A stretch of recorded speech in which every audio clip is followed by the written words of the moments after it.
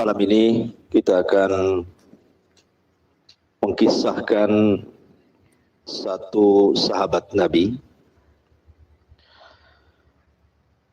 terkenal dengan pengorbanan mencari kebenaran. Sahabat ini dikenal namanya Salman Al-Farisi radhiyallahu anhu.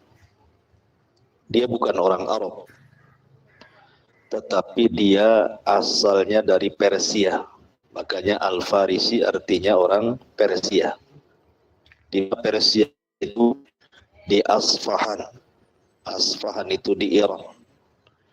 Disitulah nanti Dajjal akan muncul. Dajjal itu akan muncul di Asfahan dengan 70.000 pasukan Yahudi. Tapi di akhir zaman. Salman itu orang Asfahan, orang Iran. Ma'asyiral muslimin yang dimuliakan Allah Azza wa Jal, bagaimana kisah Salman Al-Farisi? Bagaimana dia mencari kebenaran Islam? Bagaimana dia mengorbankan waktunya hanya untuk mencari kebenaran sampai akhirnya mendapatkan agama Islam. Kenapa saya ingin mengkisahkan Salman Al-Farisi? Karena memang sejarahnya berbeda dengan sahabat-sahabat yang lainnya. Karena dia bukan orang Arab masalahnya. Sehingga patut untuk dijadikan percontohan bagi kita semangat menuntut ilmu, semangat berdakwah, semangat ibadah dan begitu seterusnya. Kita mulai dari kisah Salman Al-Farisi di Persia.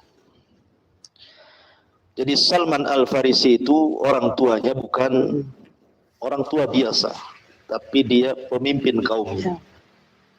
Orang tuanya kaya, pemimpin kaum, dan seorang yang taat beribadah dalam agama Majusi. Majusi itu agamanya menyembah api. Karena bagi mereka cahaya itu adalah Tuhan yang membawa kebaikan. Dan kegelapan itu Tuhan yang membawa keburukan. Makanya api tidak boleh padam 24 jam. Salman ini, walaupun dia anak orang kaya, anak pemimpin kabilah, tetapi Salman juga taat beribadah kepada Allah Azza wa Jalla. Sampai dia diamanahi oleh orang tuanya untuk menjaga api. Jangan sampai padam. Kalau padam, Tuhannya padamlah kan itu. Jadi suatu ketika, karena ayahnya itu kan punya perkebunan yang sangat luas di Persia itu. Banyak pekerjanya. Sehingga suatu ketika ayahnya politik atau mungkin urusan yang lainnya. Sehingga dia tidak bisa mengawasi kebunnya. Akhirnya Salman ini perintahkan ayahnya untuk mengawasi kebun ayahnya. Berangkatlah Salman Al-Farisi menuju kebun ayahnya itu. Masalahnya belum sampai ke kebun, karena Salman ini jarang keluar. Ketika itu dia melewati satu kanisa, mungkin semacam gereja di zaman sekarang. Karena di zaman itu kan agama yang paling benar adalah agama Nasrani, karena Islam belum datang masalahnya. Jadi Salman ini melihat ada gereja, kok ada suara-suara dari gereja itu. Seperti orang yang sedang beribadah. Maka akhirnya Salman pun penasaran, diintiplah gereja itu. Ada apa isinya? Rupanya ada orang yang sedang beribadah, sedang belajar gitu. Dan melihat bagaimana khusyuknya mereka beribadah yang tidak ada pada agama Majusi. Apa faedah agama Majusi hanya menjaga api saja? Sehingga terpikir bahwa kok agamanya berbeda dengan agama. Langsung tertarik Salman ini. Sehingga akhirnya Salman memberanikan diri masuk ke dalam gereja itu, berjumpa dengan uskup di situ. Kemudian uskup ini orang jahat, saya tunjukkan gudang hartanya. Yang selama ini minta sedekah kepada kalian, harta kalian ada di gudang ini, katanya. Akhirnya kemudian dibukakan gudangnya, rupanya isinya perhiasan sedekah orang-orang kepada uskup tadi. Marahlah orang-orang, diikatnya kemudian jasad uskup ini di pohon, kemudian dilempari batu. Akhirnya kemudian digantikan dengan uskup yang baru. Dan uskup yang baru ini terbalik pula. Orangnya saleh, orangnya taat, dan Salman suka karena nampak ketehannya, nampak ilmunya penggantinya ini. Tapi sayang usianya tidak lama. Kemudian ketika hendak menjelang ajalnya, Salman mengatakan, "Wahai uskup, kemana lagi aku harus belajar? Kalau engkau meninggal," kata uskup begini, "kalau untuk di Syam, kayaknya tidak ada uskup lagi yang benar," katanya. "Kalau aku meninggal, kau harus pindah, carilah uskup di Musil." Musil itu di daerah Irak. Di situ tempat Nabi Yunus diutus, Musil, Nainawa. Ya. Kau harus berangkat ke Musil sana. Di sana ada gereja, ada uskup terbaik. Akhirnya setelah meninggal uskup yang ada di Syam, Salman pun bergerak menuju Musil. Musil itu di Irak. Bayangkan dari Persia ke Syam, sekarang bertolak ke Musil, ke Irak. Ya. Kemudian sesampainya di Irak, di Musil ini, maka dia berhasil menemui uskup yang dimaksud tadi, maka dia pun belajar kepada uskup itu. Lagi-lagi uskup itu sudah sepuh, tidak lama berselang akhirnya sakit dan menjadikan uskup itu meninggal. Namun sebelum meninggal, uskup ini berwasiat kepada Salman, "Wahai Salman, kalau engkau ingin belajar lagi, temui temanku uskup, tetapi tidak ada di Irak. Dia ada di daerah Nasibi. Nasibi itu daerah Turki." Akhirnya dia berangkat dari Irak ke Turki. Bayangkan, kan? Berapa negara dia lewati itu. Ya. Sampailah dia di Turki. Kemudian dia cari tempat namanya Nasibi. Sudah dapat Nasibi, dia cari gereja, dapat uskup yang dimaksud, belajarlah Salman kepada uskup yang ada di Nabi tadi. Allah takdirkan lagi uskup sudah sepuh. Baru beberapa tahun Salman belajar, uskup ini pula sakit. Kemudian sakitnya mau mengantarkan kepada kematiannya. Akhirnya Salman mengatakan, "Harus kemana lagi? Saya sudah dari Persia, kemudian ke Syam, kemudian ke Irak, sekarang ke Turki." Gitu ya. Mau kemana lagi saya ini? Katanya, "Uskup yang ada di Turki, aku tidak mengetahui uskup terbaik kecuali ada di Amuria." Katanya. Akhirnya dia berangkat ke Amuria. Amuria ini, kalau kita mengupas sejarah, di zaman Imam Ahmad ibn Hanbal, ketika khalifah dikuasai oleh Mu'tasim. Khalifah Mu'tasim itu kan menguasai Baghdad di Irak. Ya, sementara Amuria itu masih perbatasan Turki sana. Jadi ada seorang wanita dilecehkan auratnya. Akhirnya kemudian ketika dilecehkan kehormatannya, wanita ini berteriak-teriak, "Wah Mu'tasimat, wahai Khalifah Mu'tasim, tolong aku." Padahal Khalifah Mu'tasim ada di Baghdad, ini di Amuria di Turki. Kata orang-orang kafir yang ada di Amuria ini, "Ngapain kau teriak-teriak? Khalifah Mu'tasim jauh di Baghdad sana, nggak mungkin dia datang ke." Rupanya ucapan orang kafir ini terdengar oleh seorang muslim.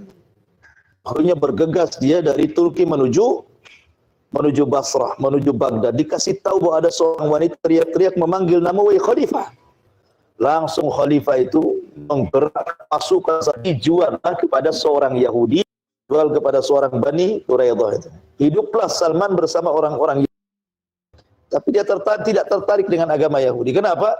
Karena sudah ada maklumat akan datang seorang nabi, kan? Ya. Dia bekerja sampai akhirnya kemudian dia dibeli lagi oleh saudara Yahudi itu. Rupanya dipekerjakan persis di Madinah. Dari Wadil Qura akhirnya dia dibawa lagi ke betul-betul Yathrib, Madinah. Disitulah makin yakin, ini sudah banyak pohon kurma, gunung-gunungnya pun batunya hitam, kan? Ini sudah persis seperti yang disyaratkan uskup itu. Tetapi kan belum ada kabar, ya, di mana Nabi itu ada di mana, karena belum ada informasi masalahnya. Ya dia bekerja saja sama orang Yahudi itu, bolak-balik naik turun ambil kurma, sampai pada waktunya ketika dia berada di atas kurma itu, rupanya tuannya Yahudi ini sedang berbincang-bincang dengan kawannya.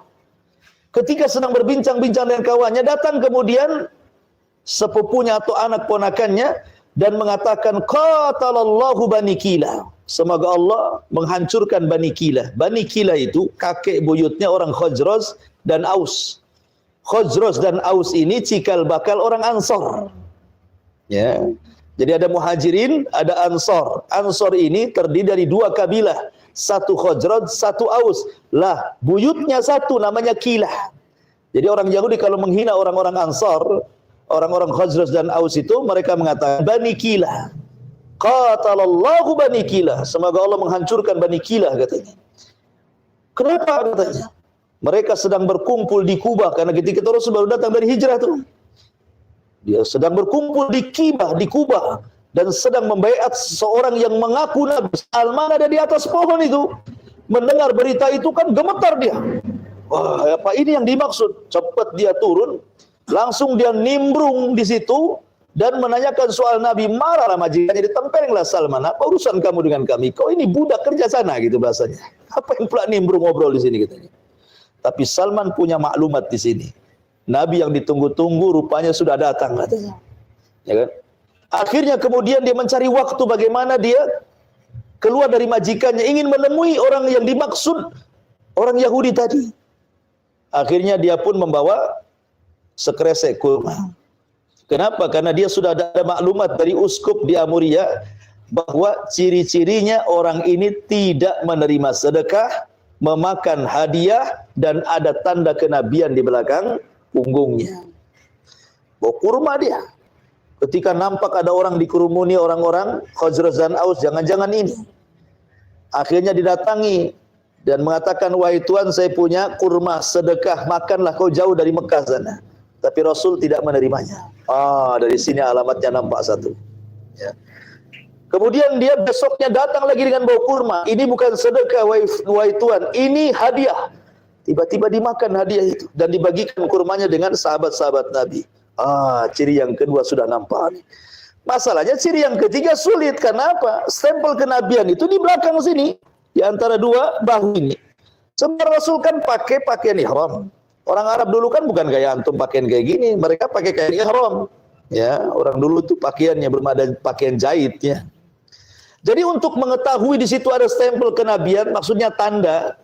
Di situ ada tanda berwarna putih di belakang katibnya Rasul. Nah, disitulah tanda kenabiannya. Nah, akhirnya Salman nengok-nengok kapan Rasulullah menyingkapkan kain itu. Kok nggak disikap-sikap gitu kan? Satu hari nggak berhasil, 2 hari nggak berhasil, sampai suatu ketika Rasul sedang mengadakan penguburan. Ada orang yang meninggal, sambil nunggu kuburan itu digali, gitu ya. Jadi Salman itu ada di belakang Nabi. Ditengok-tengok dari belakang, rupanya Rasul perasan dengan Salman ini. Maka dia pun buka ridanya, kainnya, tiba-tiba ditampakkan stempel kenabiannya. Wah, dari situ Salman langsung memeluk Rasul dari belakang dan langsung bersyahadat. Ya. Asyhadu an la ilaha illallah wa annaka Rasulullah. Lihat bagaimana perjuangan Salman sampai ke titik dia masuk Islam. Dari Persia berjalan ke negara Syam. Dari Syam berjalan ke Irak. Dari Irak berjalan ke Turki. Dari Turki berjalan ke Amuria. Dari Amuria perbatasan Turki berjalan ke Madinah. Melewati banyak daerah tuh. Salman Al-Farisi. Makanya bagaimana pengorbanan Salman. Padahal kalau dia mau tinggal sama bapaknya sudah enak dia. Anak sultan. Bukan anak orang kaleng-kaleng kan gitu. Anak sultan dia. Orang tuanya kaya, pemimpin kaum, ahli agama. Kurang apa hidupnya kan? Tetapi tidak bisa, namanya sebuah keyakinan tidak bisa dikalahkan dunia. Keyakinan itu tidak bisa dikalahkan dengan dunia. Kalau orang sudah ingin mencari kebenaran, dunia itu kecil bagi dia. Akhirnya ketika dia sudah berjumpa Nabi SAW dan masuk Islam, dia yakin bahwa ini orang benar, apalagi melihat akhlaknya luar biasa yang tidak ada pada uskup-uskup yang ia dapati sebelumnya. Maka dia makin cinta dengan Rasul. Sejak itu dia belajar dengan Nabi. Belajar dengan Nabi SAW di kota Madinah.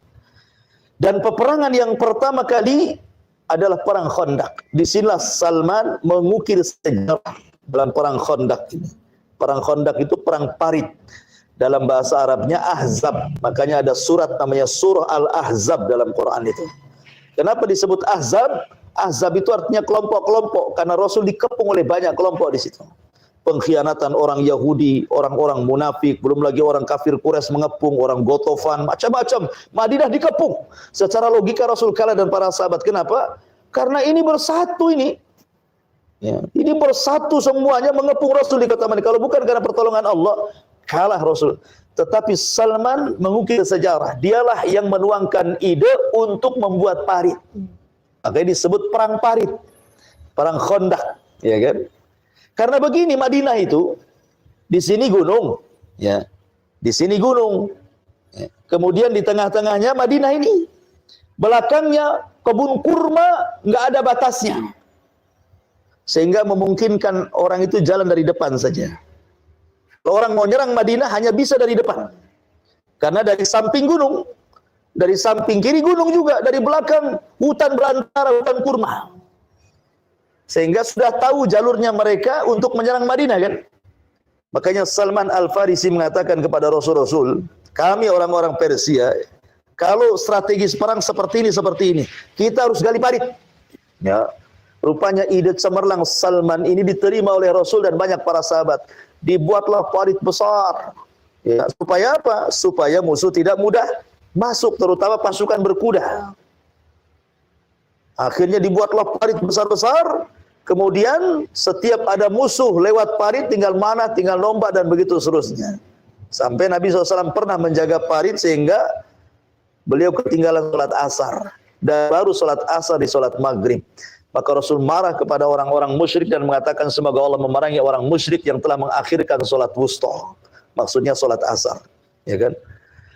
Nah, akhirnya Allah menangkan karena ketika itu Allah kirim malaikat, mengirim angin yang luar biasa. Angin ini bukan angin biasa. Angin ini bisa menerbangkan tenda-tenda pasukan musuh. Periuk-periuk, panci-panci, kuda-kuda lari semuanya. Lah kalau orang dalam posisi mengepung, tenda sudah tidak ada, kemudian periuk-periuknya pada terbang, kudanya pun pada lari, mau ngapain kan gitu? Pulanglah kan gitu. Kalau mereka tetap bertahan bisa mati. Kelaparan di situ. Jadi hanya kemudian pertolongan angin saja Allah menangkan perang Ahzab ini. Sehingga ketika tersisa pasukan, maka Rasul menggempur pasukan yang tersisa itu, akhirnya Allah menangkan dalam perang Ahzab. Idenya siapa? Salman Al-Farisi. Ya. Dan Salman Al-Farisi juga dipersaudarakan oleh Nabi SAW dengan seorang sahabat namanya Abu Darda. Karena misi Rasul itu hijrah dari Mekah ke Madinah itu kan untuk mempersatukan Ansor dan Muhajirin. Dan Salman dikategorikan Muhajirin karena dia bukan orang Madinah asli, dia kan orang Persia, datang sebagai Muhajirin, hijrah dari sana ke Madinah. Maka dipersaudarakan oleh Rasul dengan orang Ansor namanya Abu Darda radhiyallahu anhu. Abu Darda ada kisah sendiri dengan Salman Al-Farisi. Mungkin sebagian kita pernah mendengar kisahnya. Jadi Abu Darda ini sejak dia masuk Islam, dulunya peniaga ulung juga, kaya orangnya. Tapi semenjak dia masuk Islam, tidak mau lagi dia dagang. Betul-betul dihabiskan untuk ibadah. Kalau malam sholat malam, kalau siang puasa sunnah. Karena waktu itu belum ada puasa khusus. Namanya Senin Kemis, Ayyamul Bid, apa puasa 3 hari dalam sebulan atau puasa daun, belum ada. Sehingga bisa puasa tiap hari. Puasa mutlak. Ya kan? Jadi karena malamnya sholat malam habis isya sampai subuh, bayangkan sholat malam, nanti paginya puasa. Jadi istrinya itu tidak dapat perhatian. Karena nggak dapat perhatian, tidak dandan lagi sudah. Ya sudah kayak gembel sudah kan. Ngapain lagi suami saya udah nggak peduli sama saya. Jadi ketika Salman kemudian lewat kepada Ummu Darda, istrinya Abu Darda, ditanyalah, hei Ummu Darda, dandanlah, kau punya suami. Masa kamu pakaian kayak gini kumel? Ya. Tak ada sama sekali cantik-cantiknya bahasa kitanya kan. Katanya Ummu Darda, ya Salman, inna Aba Darda laisa li bihaja. Abu Darda lo sudah nggak mau lagi sama saya, ngapain saya dandan katanya. Jadi istri zaman dulu, ya kan, mereka dibiarkan oleh suaminya karena ibadah. Jadi suami itu tidak memperhatikan istri karena ibadah. Kalau suami sekarang jangan harap tuh. Kalau sudah tidak memperhatikan istri, bahaya. Bukan ibadah itu. Ya, ada kesibukan lain. Ya, suami sekarang ini. Jadi akhirnya kemudian Salman mengatakan, bilang sama Abu Darda, besok saya mau bertamu. Akhirnya kemudian Ummu Darda ngomong kepada suamiku, saudaramu Salman akan datang. Wah, senang dia. Kenapa? Karena ikatan iman. Ya, kalau saudaranya datang senang. Kalau kita kan saudara dari kampung datang senangnya sehari, nggak senangnya sebulan. Kapan dia balik ngabisin nasi aja di sini? Gitu ya. Jadi tidak suka kadang-kadang lama-lama. Jadi Abu Darda ini langsung menyediakan kamar, menyediakan makanan enak. Pokoknya dia betul sebelum Salman datang. Ketika Salman datang, maka Salman disuruh makan. Kata Salman, saya nggak mau. Kamu harus makan. Kata Abu Darda, nggak bisa saya puasa. Nggak bisa, saya tidak akan makan sampai kau makan. Terpaksalah dia buka puasa. Akhirnya malam hari Salman tak tidur. Kata Abu Darda, tidur, saya mau sholat. Enggak, sampai kau tidur juga di sampingku. Akhirnya dia enggak meninggalkan sholat malam, tidur pula di samping Salman. Karena menghargai Salman. Sepertiga malam bangun kemudian sholat sama-sama. Pagi harinya kata Salman, sini Abu Darda, saya ingin kasih tahu. Kamu itu harus membagi waktu 3. Sepertiga untuk Allah, sepertiga untuk dirimu, sepertiga untuk keluargamu. Jangan seperti ini. Tapi Salman enggak mau. Dia ingin waktunya dihabiskan untuk Allah. Sampailah berita ini kepada Rasulullah. Apa kata Nabi SAW? Shadaqa Salman. Salman telah benar. Akhirnya ketika Rasul mengatakan Salman telah benar, Abu Darda langsung mengganti kehidupannya seperti yang dinasihatkan Salman. Dia bagi sepertiganya untuk istrinya, dia bagi sepertiganya untuk dirinya, dia bagi sepertiganya untuk Tuhannya. Ya. Intinya bahwa Salman Al-Farisi akhirnya meninggal di zaman kekhilafahan Utsman ibn Affan. Di akhir-akhir kekhilafahan Utsman ibn Affan, Salman meninggal dunia. Jadi inilah kisah korban Salman mulai dari Persia sampai ke Madinah dan meninggal pada kekhilafahan Utsman ibn Affan. Apa pelajarannya di sini? Pelajarannya ada namanya tadhiyah, pengorbanan gitu. Pengorbanan besar Salman ini. Zaman dulu ya, safar dari satu negeri ke negeri berikutnya itu bukan kayak kita safar sekarang, ada pesawat, ada ini. Bisa jalan kaki, paling tinggi naik unta. Belum lagi terik matahari gitu ya, belum lagi cuaca ekstrim, belum lagi para perampoknya, belum lagi orang jahatnya. Tapi Salman tidak peduli. Demi mengejar kebenaran dia nggak peduli. Walaupun dia harus dari satu daerah ke daerah berikutnya, dari Persia sampai ke ujung Madinah. Ini kan luar biasa. Ini ada himmah namanya ya, ada semangat thalabul ilmi, cari kebenaran. Harusnya anak-anak muda di zaman sekarang enggak semangat belajar itu duduk di majelis ilmu supaya dapat hidayah. Ya. Maka itu yang paling penting pelajaran Salman adalah tadhiyah, pengorbanan bagaimana seorang sahabat mencari kebenaran sampai seperti itu perjalanannya. Makanya wajar Salman Al-Farisi radhiyallahu an menjadi sahabat yang sangat dicintai Nabi. Ya. Sampai ketika sakaratul maut, Salman ini mau meninggal dunia, di sampingnya ada sahabat, saya lupa namanya. Salman menangis sebelum meninggal tuh. Kata sahabat Nabi ini, ya Salman, bukankah kau telah bersahabat dengan Rasul begini, menyebutkan keutamaan Salman. Apalagi kau tangisi gitu maksudnya ya. Kata Salman begini, aku teringat dengan wasiat Rasul. Dan aku takut kalau seandainya wasiat ini belum aku amalkan. Sahabat ini heran, apa wasiat Nabi kepada Salman? Kata Salman, Rasul pernah bersabda, jadilah di dunia ini dan bawalah bekal secukupnya. Ketika itu Salman tidak bawa dunia, padahal hanya bawa beberapa dirham saja di kantongnya kan. Ya, merasa bahwa itu sudah memberatkan kematiannya.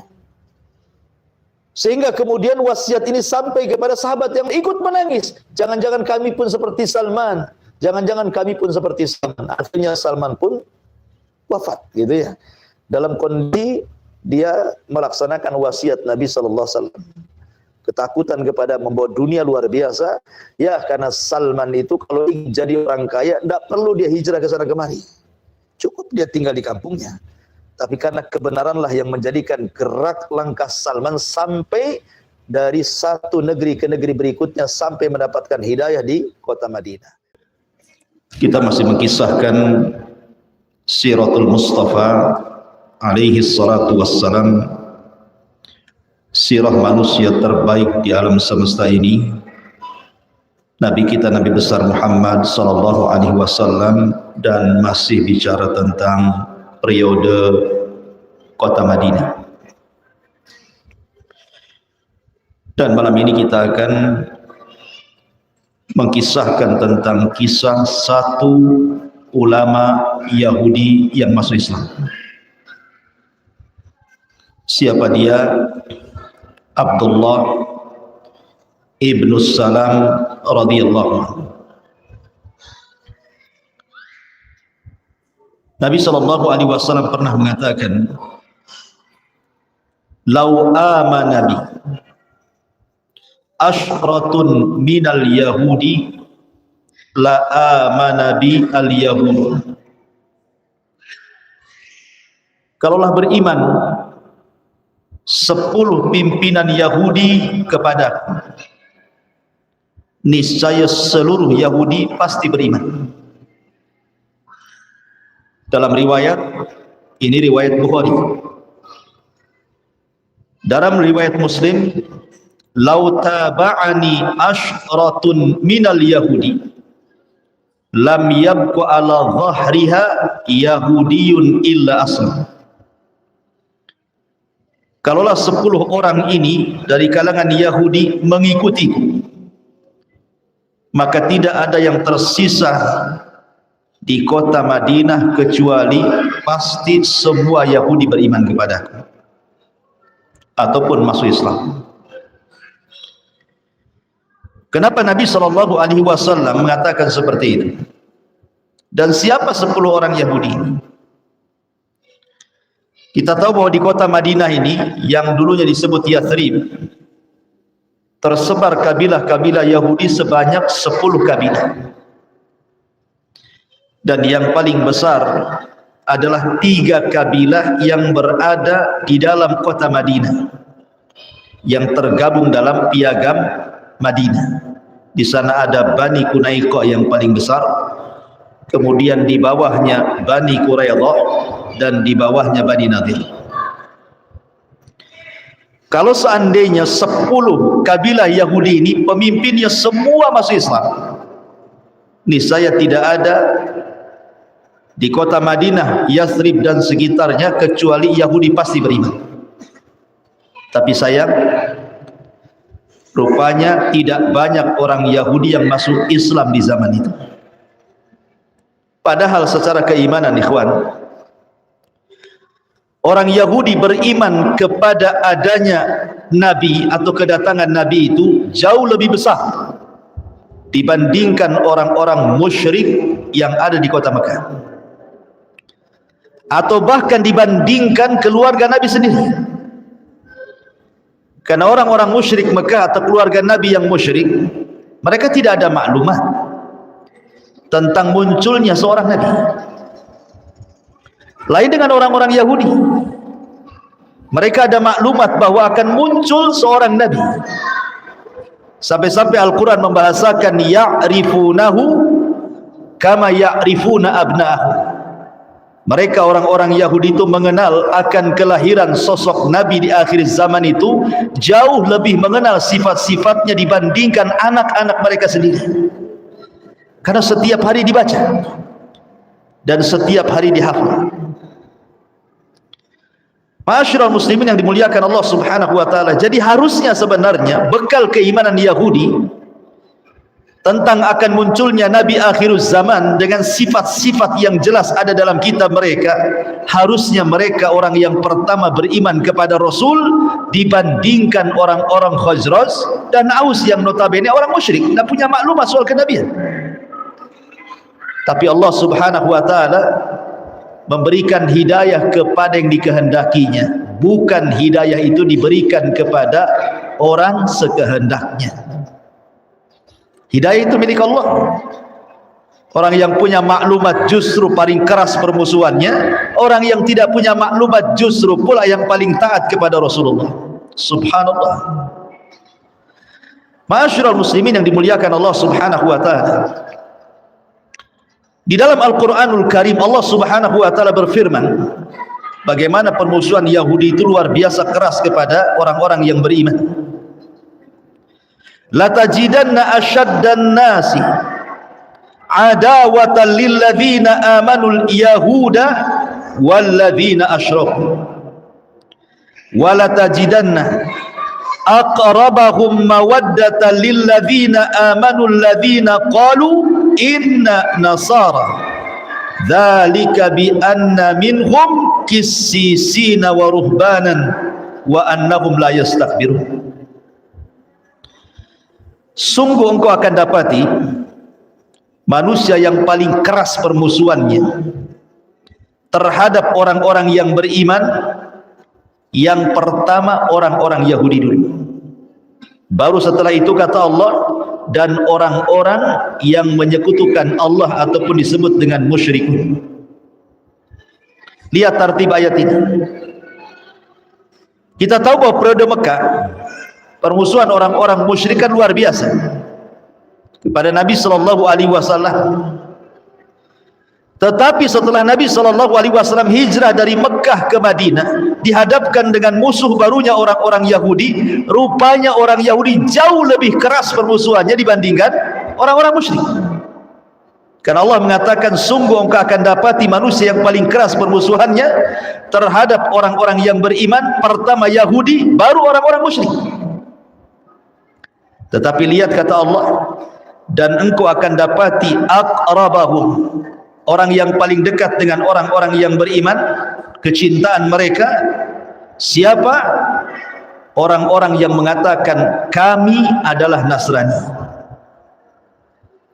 Karena di antara mereka adalah qissisin, banyak para rahib-rahib yang punya pengetahuan tentang kemunculan Nabi dan mereka tidak sombong. Jadi yang menghalangi hidayahnya orang Yahudi itu sombong. Lain dengan orang-orang Nasrani. Makanya di zaman Rasul, orang Nasrani banyak berbondong-bondong masuk Islam. Ma'ruf kisah tentang Nasrani Najran. Satu Nasrani Najran Yaman, semua beriman, ribuan. Tapi orang Yahudi bisa dihitung dengan jari, orang-orang yang masuk Islam sampai wafatnya Nabi. Tentu banyak faktornya, dan kita tidak hendak menjelaskan tentang faktor-faktornya karena kita akan fokus kepada kisah Abdullah ibnu Salam ibnul Harith. Nama di zaman jahiliyah beliau adalah Husain. Tapi setelah beliau masuk Islam, maka Nabi SAW mengganti namanya dari Husain menjadi Abdullah. Dan begitulah ikhwan, kalau orang sudah tahu, sudah hijrah gitu ya, nama kita ini kurang bagus, tidak ada artinya. Apalagi namanya nama-nama yang mengerikan. Siapa namanya? Hamiyah, api yang menyala. Siapa namanya? Jahannam umpamanya, kan ada nama-nama yang mengerikan. Sebaiknya diganti atau dikunyah, Abu Abdullah, Abu Muhammad, ya, dan begitu seterusnya, Abu Humairah. Dan artinya bahwa diganti. Makanya Nabi SAW itu banyak mengganti nama-nama para sahabat. Apalagi nama-nama itu terkandung kesyirikan, seperti Abu Hurairah. Nama di zaman jahiliyah siapa? Abdus Syamsi, hamba matahari. Oleh Nabi SAW diganti, janganlah Abdus Syamsi, engkau adalah Abdurrahman, engkau adalah hamba Ar-Rahman. Lalu kenapa tidak dikenal nama Abdurrahman, malah yang dikenal Abu Hurairah? Karena dia suka kucing kecil. Hurairatun itu ikut wazan fu'ailun. Itu namanya dalam bahasa Arab disebut ismut tasghir, isim yang mengecilkan. Berarti Hurairah itu anak kucing. Kalau kucing garong itu hirratun namanya. Kalau anak kucing namanya Hurairatun. Ma'asyiral muslimin yang dimuliakan Allah Subhanahu wa taala. Adapun kunyah beliau adalah Abu Yusuf. Kenapa? Dari dzurriyyah Nabi Yusuf alaihi salatu wassalam, dari Bani Israil. Imam Zahabi rahimahullahu taala ketika menyebutkan biografi beliau dalam kitabnya Syiar A'lamin Nubala, beliau mengatakan ketika menjelaskan siapa Abdullah ibn Salam itu, al-imamu al-habru al-mashhudu lahu bil jannati haliful ansar min khawasi ashabin Nabi sallallahu alaihi wasallam. Dia adalah seorang imam, dia adalah seorang ulama Yahudi, dan dia disaksikan dengan surga, dan dia adalah pembesarnya Ansar dan termasuk orang dekatnya Nabi sallallahu alaihi wasallam. Ketika Nabi sallallahu alaihi wasallam hijrah dari Mekah ke Madinah, baru saja sampai di kota Madinah, orang-orang Khazraj dan Aus itu kan sudah banyak bercerita akan kedatangan Nabi, dan itu sampai di telinga orang-orang Yahudi. Banyak penasaran orang Yahudi itu, apakah betul dia Nabi ataukah bukan? Apa hanya ngaku-ngaku Nabi padahal bukan? Lah, ketika itu kebetulan Abdullah ibn Salam sedang manjat di atas pohon kurma dan sedang memanen kurmanya untuk dibawa ke keluarganya. Dari kejauhan dia melihat Nabi sallallahu alaihi wasallam, dia pun bertakbir Allahu Akbar. Kemudian pamannya kaget, kenapa Abdullah ibn Salam bertakbir? Ada apa kau bertakbir wahai Abdullah ibn Salam? Maka dia mengatakan, sungguh seorang Nabi telah datang. Kemudian pamannya mengatakan, sungguh kalau seandainya Nabi Musa muncul hari ini, aku pun akan bertakbir seperti takbirmu. Tapi Abdullah ibn Salam mengatakan, demi Allah, sesungguhnya orang itu yang akan datang, dia adalah saudaranya Nabi Musa, sama-sama Nabi gitu.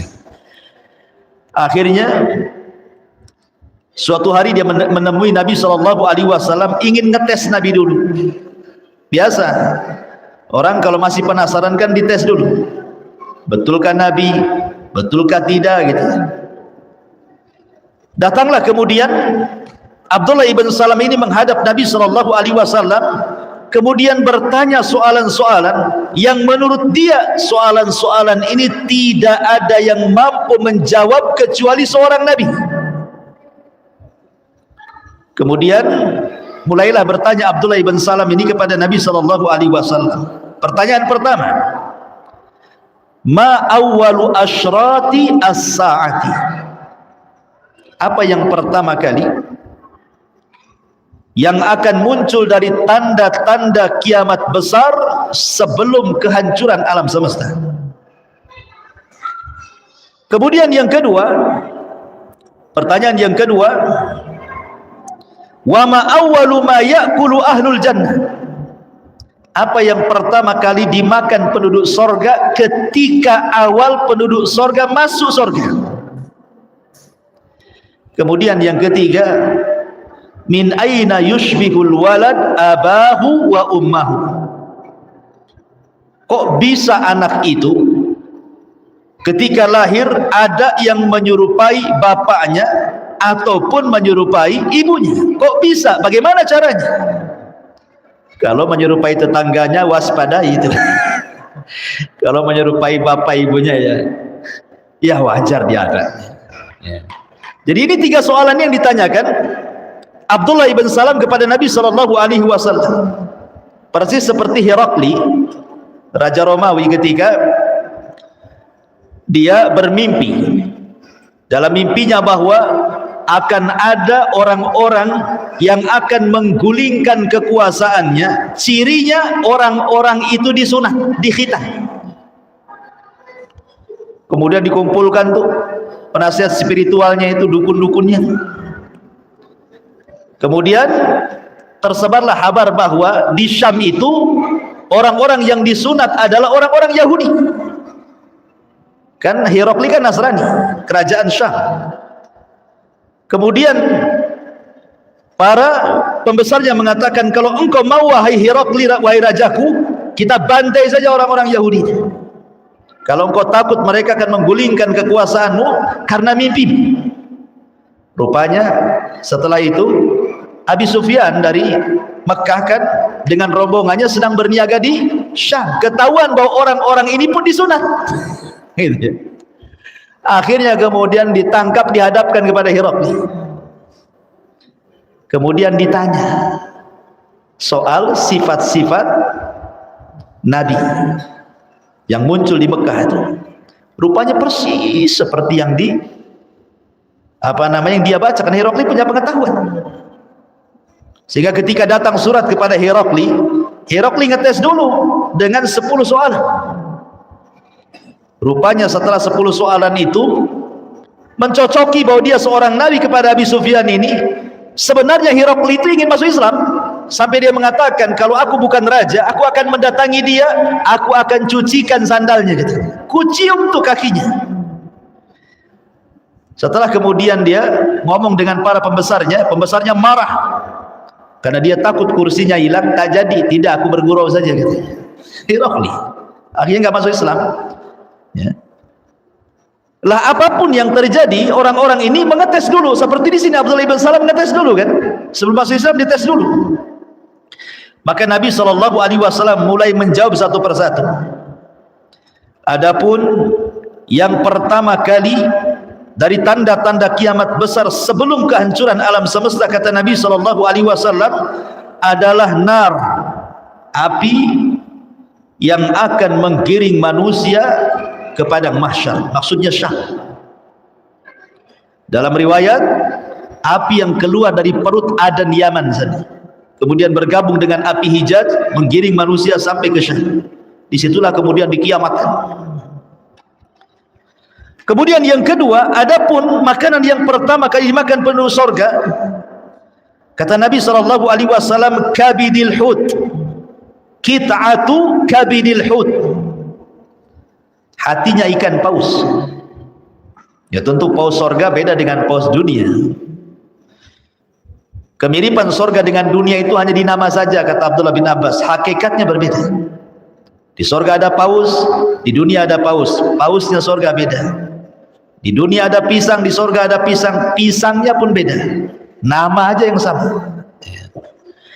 Adapun kenapa kemudian min aina yushbihul walad abahu wa ummah?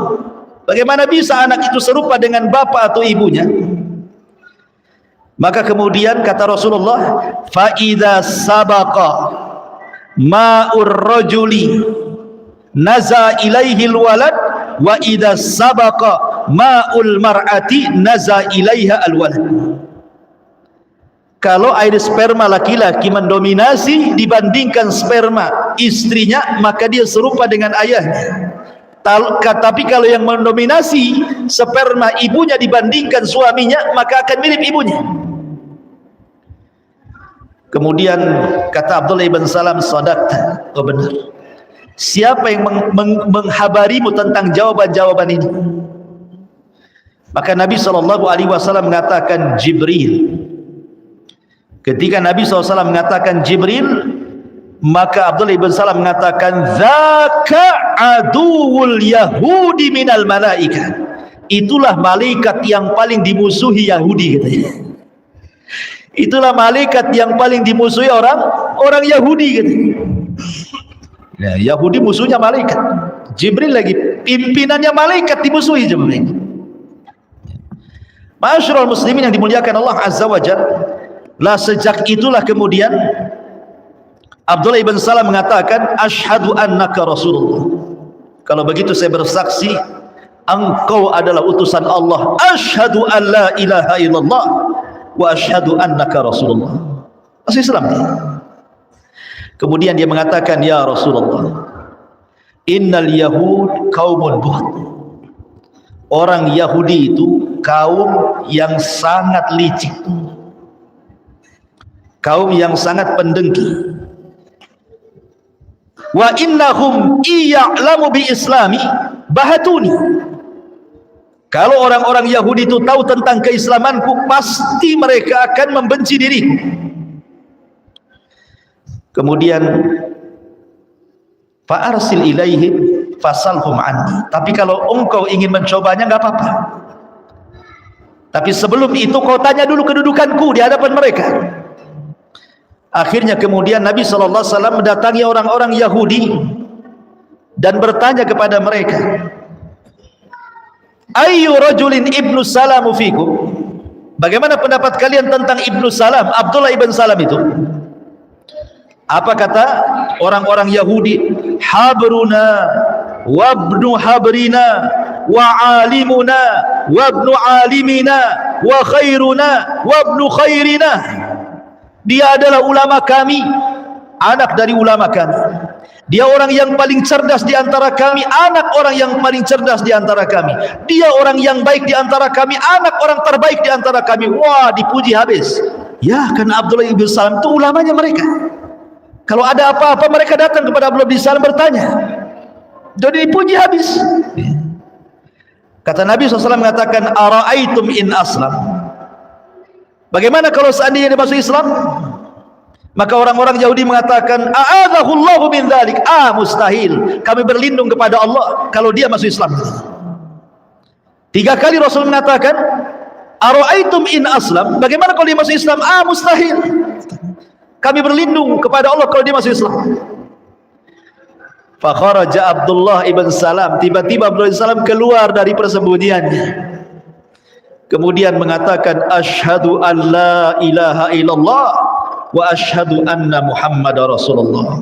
Tiba-tiba mereka berteriak, syarruna wa ibnu syarrina wa jahiluna wa ibnu jahilina. Abdullah ibn Salam orang yang paling buruk di antara kami, anak orang yang paling buruk di antara kami, orang yang paling jahil di antara kami, anak orang yang paling jahil di antara kami. Subhanallah, Yahudi teman. Awalnya muji baik-baik kan gitu, udah masuk Islam diangkat tinggi-tinggi, habis itu dijatuhkan serendah-rendahnya.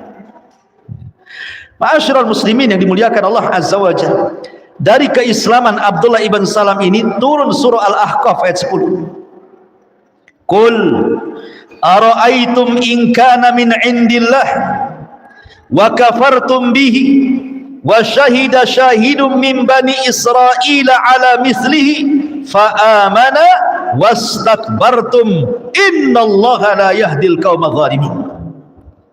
Katakan ya Muhammad, terangkanlah kepadaku bagaimana pendapatmu jika sebenarnya Al-Quran ini datang dari Allah dan kamu mengingkarinya, padahal ada seorang saksi dari Bani Israel, maksudnya Abdullah ibn Salam, yang mengakui kebenarannya yang serupa dengan apa yang ada dalam Al-Quran, lalu dia beriman.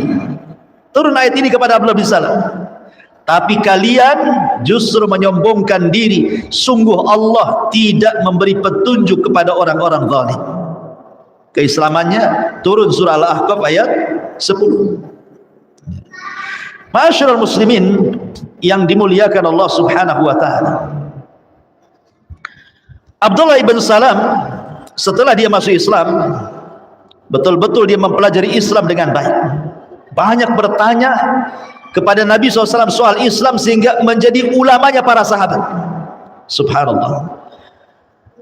Ikhwan, ini ada faedah bagus sekali, di mana Abdullah ibn Salam itu mengajarkan keberanian yang jauh lebih berani dibandingkan orang-orang yang bertempur di medan perang walaupun meregang nyawa.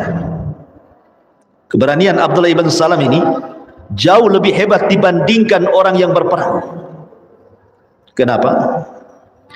Dia seorang ulama Yahudi, dihormati orang-orang Yahudi, pengikutnya banyak dari kalangan Yahudi. Dia pun dimuliakan oleh orang-orang Yahudi secara material, secara dunia. Tiba-tiba kemudian dia mengakui kesalahannya, kemudian meninggalkan kebatilannya, mengambil yang hak. Konsekuensi dia masuk Islam, dia tidak dijadikan ulama lagi di tengah Yahudinya. Pengikutnya akan membencinya. Sudah tidak ada lagi sumbangan yang datang kepadanya. Dia akan hidup bersama layaknya orang-orang muslim yang fakir. Keberanian macam mana coba yang menentukan sikap berpindah dari yang batil kepada yang hak kan? Tidak semua orang bisa, ikhwan. Apalagi tokoh-tokoh gitu ya, tokoh-tokoh besar, kalau umpamanya dia yang tahu salah, ngaku salah, itu berat mereka. Jangan salah ya. Makanya kita lihat Imam Syafi'i rahimahullahu ta'ala, Muhammad ibn Idris Asy-Syafi'i rahimahullahu ta'ala, ma'ruf Imam Syafi'i. Dia memiliki dua pendapat. Pendapat yang pertama disebut Qaulul Qadim, pendapat yang kedua disebut Qaulul Jadid namanya. Qaulul Qadim ketika dia berada di Baghdad sana. kaul jadid ketika berada di Mesir. Imam Syafi'i rahimahullahu ta'ala itu bukan ulama kaleng-kaleng, ulama besar, pengikutnya banyak di dunia saat itu, diulamakan, dijadikan rujukan.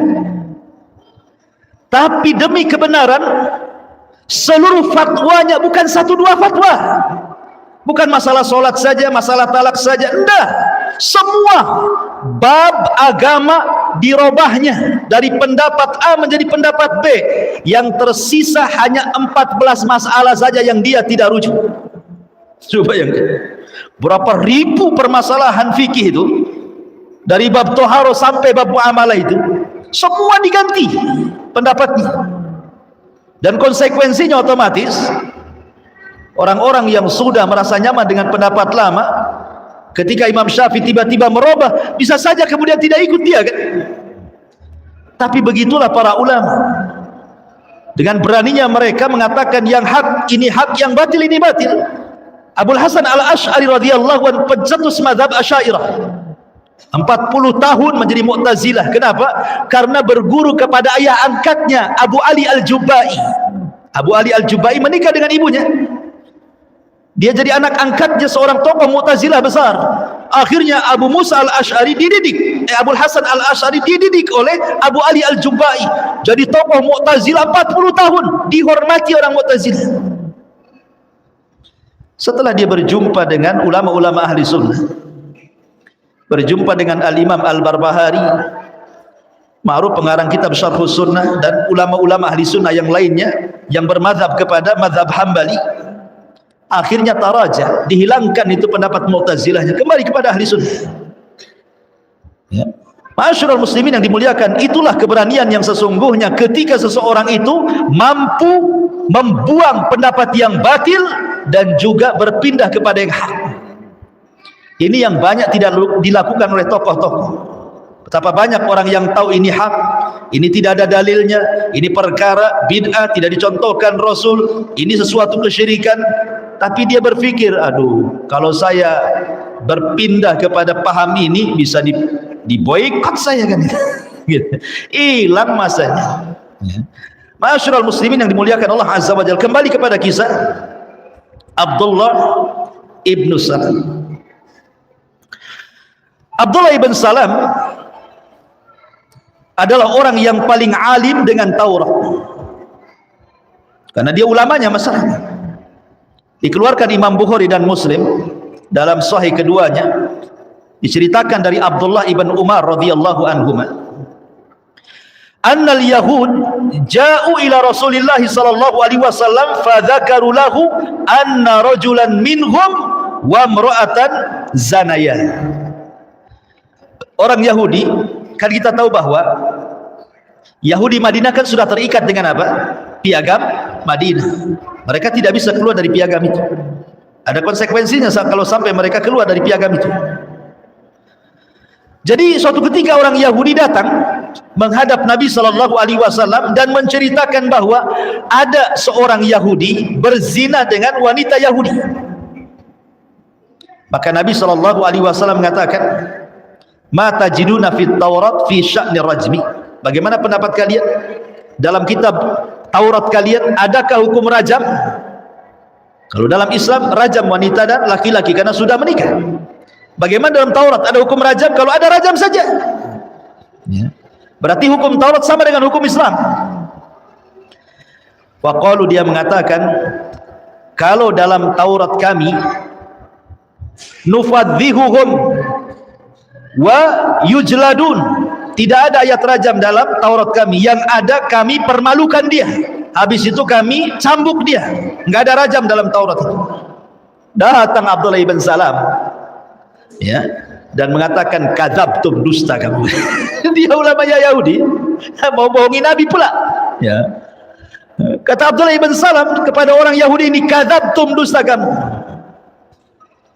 Inna fiha rajm, dalam Taurat ada ayat rajam. Fa'tu bit Taurat, datangkan Taurat. Kemudian didatangkan Taurat, saya contohkan ya, didatangkan Taurat. Jadi pas dibaca, pas ada kalimat rajam ditutup sama jempolnya begini. Dipaksa dia. Kalimat rajamnya ditutup sama jempolnya sama dia. Apakah kurang ajar tuh? Habis itu dibaca. Ya. Abdullah ibn Salam orang alim, tahu dengan Taurat. Apa kata Abdullah ibn Salam? Irfa yadak, angkat tanganmu, angkat. Jangan kau tutupi, angkat jempolmu tuh kali. Subhanallah, bayangkan. Angkat jempolmu, angkat tangan. Farafa ayadahu, fa idza fiha ayatul rajmi. Ketika dia mengangkat tangannya, rupanya ada ayat tentang rajam di situ. Kurang ajar kata Yahudi. Ya. Ma'asyiral muslimin yang dimuliakan Allah Azza wa Jalla, faqalu, maka mereka pun mengakui Nabi, sadaqa ya Muhammad, engkau benar wahai Muhammad, fiha ayatul rajmi. Ya, ada ayat rajam kan. Maka Nabi SAW perintahkan untuk dirajam wanita itu. Ya. Ma'asyiral muslimin yang dimuliakan Allah Subhanahu wa taala, begitulah orang Yahudi menyembunyikan ilmu. Itulah orang Yahudi suka menyembunyikan ilmu. Mereka tahu kebenaran tapi berusaha menutupinya. Ma'asyiral muslimin yang dimuliakan, adapun wara' dan zuhudnya serta karam dan tawadhu'nya juga luar biasa. Dikisahkan oleh oleh Muhammad ibn Al-Qasim rahimahullahu ta'ala. Jadi suatu ketika Abdullah ibn Handalah, anak daripada Handalah ghasilul malaika, anna Abdullah ibn Salam marra fi suq alaihi huzmatun min hatabin. Jadi suatu ketika dia melihat ada Abdullah ibn Salam di pasar sedang menggotong di pundaknya kayu bakar. Dia nyari kayu bakar, digotong, kemudian dijual. Abdullah ibn Handalah kemudian mengatakan kepada Abdullah ibn Salam, alaysa agnakallah, bukankah Allah sudah memberikan kekayaan kepadamu? Kenapa kau mesti harus cari-cari kayu bakar dari hutan, kau jual pula di sawah kayak orang miskin saja katanya. Kayak orang miskin saja. Apa kata Abdullah ibn Salam? Bala, iya betul. Walakin akan tetapi aradtu an aqma al-kibra. Aku lakukan seperti ini, aku hanya ingin menghilangkan perasaan kibar, perasaan sombong, biar aku enggak sombong. Aku ingin meniru orang-orang fakir biar aku tidak sombong. Makanya ketika kemarin kita cerita Ashabus Sufa kan umumnya fuqara wal masakin. Tapi ada orang-orang kaya ikut tidur di situ. Seperti Ubay ibn Ka'ab, Handalah ghasilul malaika, Al-Haris al-Ansari, itu orang-orang kaya. Tapi kalau tidur sama Ashabus Sufa ketika ditanya, karena saya ingin belajar zuhud, belajar sabar, belajar susah, belajar melarat di situ kan. Kata Abdullah ibn Salam, karena aku ingin menghilangkan perasaan sombongku dalam hatiku. Kenapa demikian? Sami'tun Nabiyya sallallahu alaihi wasallam yaqul, kata Abdullah ibn Salam, karena aku mendengar Rasul bersabda, la yadkhulu al-jannata man kana fi qalbihi mithqalu habbati min khardali min kibrin. Tidak akan masuk surga orang yang dalam hatinya ada sebiji zarah dari kesombongan. Ya. Bagaimana tawadhu'nya Abdullah ibn Salam radhiyallahu anhu. Bahkan dikisahkan oleh Sa'id ibn Abi Burdah dari bapaknya. Kata Sa'id ibn Abi Burdah dari bapaknya bercerita, aku datang ke kota Madinah dan aku berjumpa dengan Abdullah ibn Salam. Ataitul Madinah falakitu Abdullah ibn Salam. Aku datang ke kota Madinah dan berjumpa dengan Abdullah ibn Salam. Faqala, maka dia pun mengatakan, ala taji'u fa'ut'imu sawiqan wa tamran wa tadkhulu fi baiti. Tidakkah kau datang berkunjung kepadaku, aku akan kasih kau hidangan makan dari sawik dan tamar. Sawik itu roti yang sangat lezat, bubur dari roti yang sangat lezat, dan juga tamar, dan kau masuk ke dalam rumah. Kemudian dia mengatakan, innaka bi ardir riba biha fahish. Idza kana laka ala rajulin haqqin fa uhdiya ilaika hamlu taban aw hamlu syairin aw hamlu quttin fala ta'khudhu fa innahu riban. Maka Abdullah ibn Salam mengatakan, tentu, akan tetapi perlu kau tahu, bahwa engkau hidup maksudnya di kota Madinah, maksud di tengah-tengah orang Yahudi. Engkau hidup di negeri yang banyak ribanya, riba yang sangat-sangat parah. Kalau seandainya datang kepadamu seseorang dan menghadiahkan baik berupa syair ataupun makanan-makanan yang bisa dimakan, maka jangan kau ambil. Jangan-jangan itu adalah bagian daripada riba, katanya. Tidak mau. Aku takut kau ngasih makan riba kepada aku, katanya. Sampai seperti itu Abdullah ibn Salam. Bagaimana zuhudnya, waroknya gitu. Bahkan hirsuhu mahas sahabah ala khair. Bagaimana semangatnya dia bersama para sahabat untuk menegakkan kebaikan. Diriwayatkan dari Abi Salamah, dari Abdullah ibn Salam, dia mengatakan qa'adna nafar min ashabin Nabi sallallahu alaihi wasallam fatadzakarna faqulna law na'lam ayyal a'mali ahab ila Allah la amilna. Kata Abi Salamah dari Abdullah ibn Salam, dia mengatakan kami duduk bersama beberapa kelompok dari sahabat Nabi sallallahu alaihi wasallam, maka kami pun saling mengingatkan. Dan kami pun mengatakan kalau seandainya kami tahu ada amalan-amalan yang dicintai Allah, pasti kami akan mengamalkannya. Fa anzalallah, maka Allah Subhanahu wa taala turunkan ayat sabbaha lillah ma fis samawati wa ma fil ard wa huwal azizul hakim ya ayyuhalladzina amanu lima taquluna ma la taf'alun. Maka Allah Subhanahu wa taala turunkan ayat Maha suci bagi Allah, apa-apa yang ada di langit dan apa-apa yang ada di bumi, dialah Al-Aziz, maha perkasa lagi maha bijaksana. Wahai orang-orang yang beriman, kenapa kalian mengatakan apa yang kalian tidak kerjakan? Ketika dia mendengar ayat ini, makanya dia mengatakan apapun amalan yang dihabarkan Rasul kepada kami, maka kami berusaha untuk mengamalkannya, karena khawatir akan masuk pada lima taquluna ma la taf'alun. Begitulah kondisi Abdullah ibn Salam radhiyallahu anhu. Ma'asyiral muslimin yang dimuliakan Allah Subhanahu wa taala, adapun keistimewaannya, keutamaannya disebutkan oleh Ibnu Wahbin. Dia mengatakan, berkata Imam Malik, yakni qa'imatan bil haqq yuridu qawlan wa fi'lan faya'udul kalam ila ayatil mutaqaddimah wal takum minkum ummatan yad'una ilal khair. Maka hendaklah kalian menjadi umat yang menyeru kepada kebaikan. Kata para ulama tafsir bahwa ayat ini turun juga kepada Abdullah ibn Salam. Hendaklah kalian menjadi umat yang menyeru manusia kepada kebaikan, karena setelah masuk Islam Abdullah ibn Salam terus mengajak manusia kepada kebaikan. Kemudian juga diceritakan oleh Abdullah ibn Abbas radhiyallahu anhuma, ketika Allah Subhanahu wa taala mengatakan laisu sawa min ahlil kitab, tidak sama dari ahli kitab itu ummatun qanitah, ada umat yang senantiasa qaimah, senantiasa mengajak manusia kepada kebaikan. Maka orang ini mengatakan, Abdullah bin Abbas radhiyallahu mengatakan bahwa ayat ini Al-Imran 113 dan 114 itu juga turun kepada Abdullah ibn Salam radhiyallahu anhu. Kemudian juga Nabi SAW sampai menghabarkan Abdullah ibn Salam itu dengan surga. Itu disebutkan oleh Mu'adz bin Jabal radhiyallahu an. Jadi Mu'adz bin Jabal ini, dia adalah sahabat yang dikenal dengan alim fil halal wal haram, kan? Orang yang paling pakar dengan halal dan haram itu Mu'adz bin Jabal, ulamanya para sahabat.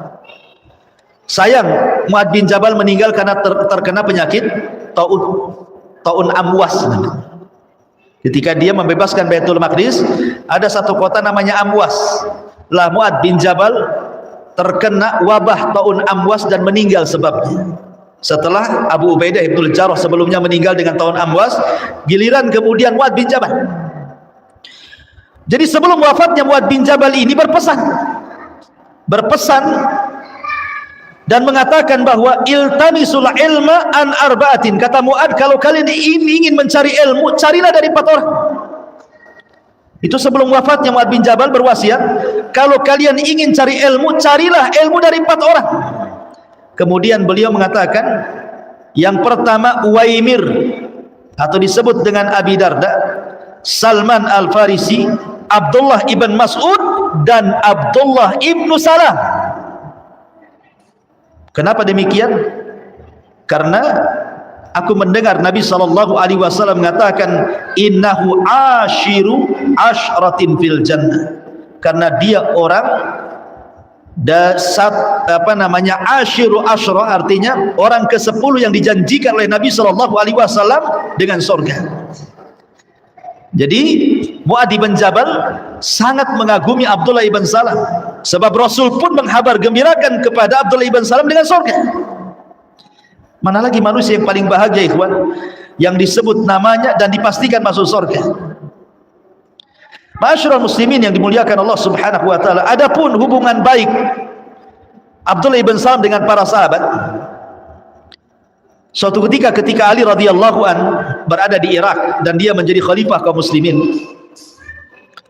Abdullah ibn Salam menasihati Ali bin Abi Thalib dengan mengatakan, ilzam mimbara Rasulillah, fa in taraktahu la tarahu abada. Wahai Ali, kata Abdullah ibn Salam, menetaplah di mimbar Nabi. Kalau engkau tinggalkan, maka selamanya kau tidak akan melihat mimbar lagi. Ya. Maksudnya mimbar Nabi SAW.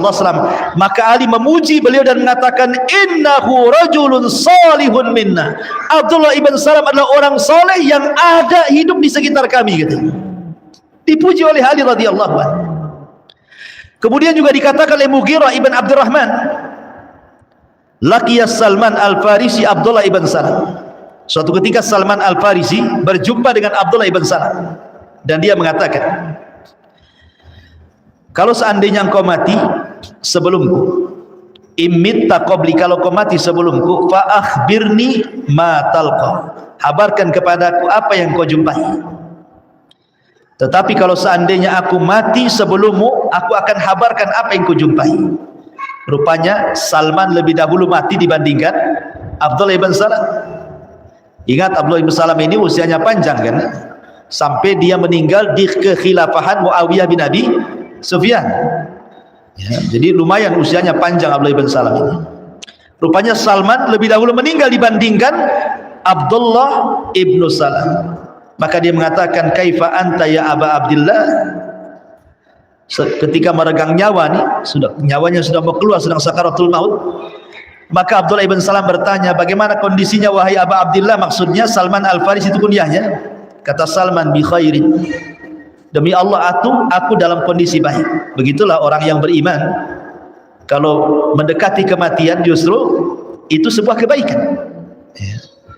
Qala ayyul a'mali wajadta afdal. Sebelum kau mati wahai Salman, aku ingin tanya sama kamu, tolong jawab ya. Amalan apa yang paling afdal menurut kamu? Orang mati ditanya amalan, mau mati itu. Ya. Sebelum kamu mati saya mau tanya, menurutmu amalan yang paling afdal itu apa? Sambil telinga didengerin tuh, takut nggak kedengaran. Kata Salman, wajadtu tawakkula syai'an ajiba. Kalau engkau ingin mengamalkan sesuatu, aku tidak pernah melihat amalan yang lebih afdal melebihi tawakal, katanya. Kemudian dia mati. Subhanallah. Ya. Sampai seperti itu. Ya. Dan ini menunjukkan bahwa tawakal adalah afdalut tauhid. Seafdal-afdalnya tauhid adalah tawakal. Tawakal itu mudah sekali kalimatnya, tapi dalam kehidupan sangat berat. Ya, karena tawakal ini perlu i'timad al-qalbi, betul-betul hati disandarkan dengan jujur kepada Allah Subhanahu wa taala. Ma'asyiral muslimin yang dimuliakan Allah Subhanahu wa taala. Kemudian Abdullah ibn Salam, di antara salah satu kalimat yang didengar dan itu sangat berasar pada dirinya yang menguatkan keislamannya adalah azannya. Ketika Nabi SAW datang ke kota Madinah, kemudian Rasul berkhutbah.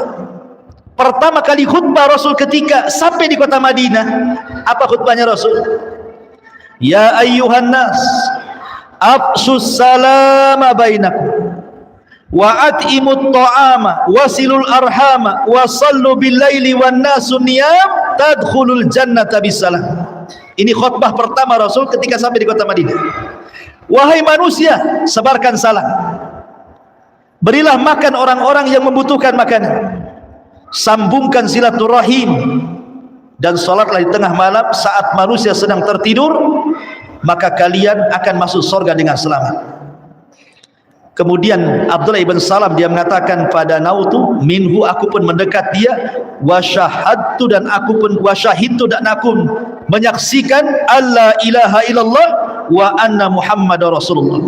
Dia pun bersyahadat di hadapan Rasul. Kemudian Rasul iltafat, menengok, mas muka siapa kamu? Dia mengatakan Al-Husain ibnu Salam.